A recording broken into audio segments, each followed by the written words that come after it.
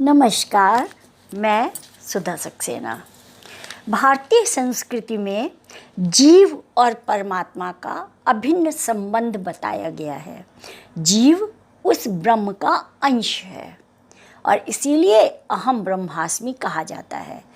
उस परमात्मा के प्रति अपनी भावनाओं को प्रकट करने के लिए विभिन्न प्रकार की उपासनाएं बताई गई हैं। इसी को हम अभ्यर्चना भी कहते हैं, लेकिन अभ्यर्चना का सामान्यतः बहुत संकुचित अर्थ लोग जानते हैं। आज थोड़ा उसी के विषय में चर्चा करते हैं। तो आज का विषय है अभ्यर्चना। अभ्यर्चना का अर्थ है पूजन वंदन। सामान्यतः देवी देवताओं की पूजा को अभ्यर्चना कहा जाता है। भगवान की नवदा भक्ति के क्रम में अर्चन को विशेष स्थान प्राप्त है, किंतु अभ्यर्चना को इतने तक सीमित रखना संकीर्ण सोच का परिचायक है और यह हमारे ग्रंथों में, हमारी संस्कृति में नहीं है। अभ्यर्चना का स्वरूप बहुत व्यापक है। उसे समझने के लिए चिंतन दृष्टि भी व्यापक होनी चाहिए। वस्तुतः अभ्यर्चना प्रत्येक उस जीव की होती है जिसे परमात्मा ने जन्म दिया है और इसीलिए मानस में गोस्वामी जी ने सिय राममय सब जग जानी कहकर सभी जीवों में सीताराम के स्वरूप का दर्शन किया है। मानवता का इससे बड़ा उदाहरण दुनिया के इतिहास में नहीं मिलता। अभ्यर्चना की यही व्यापक दृष्टि जगत का मंगल कर सकती है।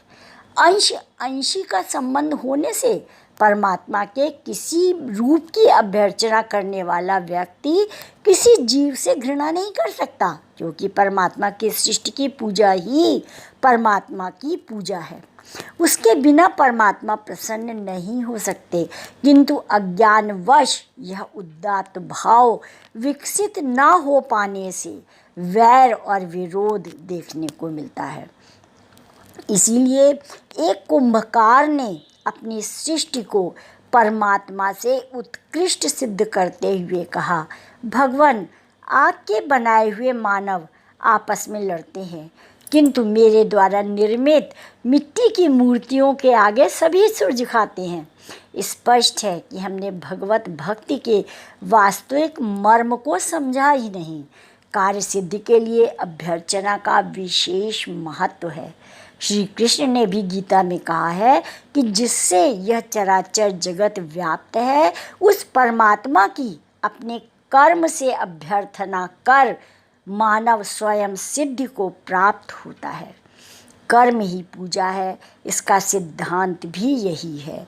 किंतु कोई भी कर्म पूजा नहीं हो सकता, अतः सत्कर्म ही पूजा है।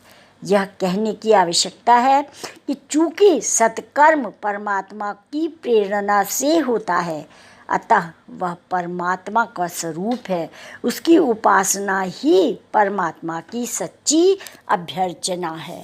तात्पर्य यह है कि ईश्वर ने सृष्टि का निर्माण किया और हमारा कर्तव्य है कि हम उस सृष्टि का संरक्षण करें, प्रकृति का साथ दें और जो सत्कर्म है वो ही परमात्मा के प्रति या ईश्वर के प्रति, प्रकृति के प्रति हमारा प्रेम है और वह प्रेम से ही सृष्टि का हम सहयोग कर सकते हैं और प्रकृति के साथ अपना सामंजस्य बैठा करके, तालमेल बैठा करके हम सृष्टि को भी कायम रख सकते हैं, सृष्टि का संरक्षण कर सकते हैं और अपना भी संरक्षण कर सकते हैं।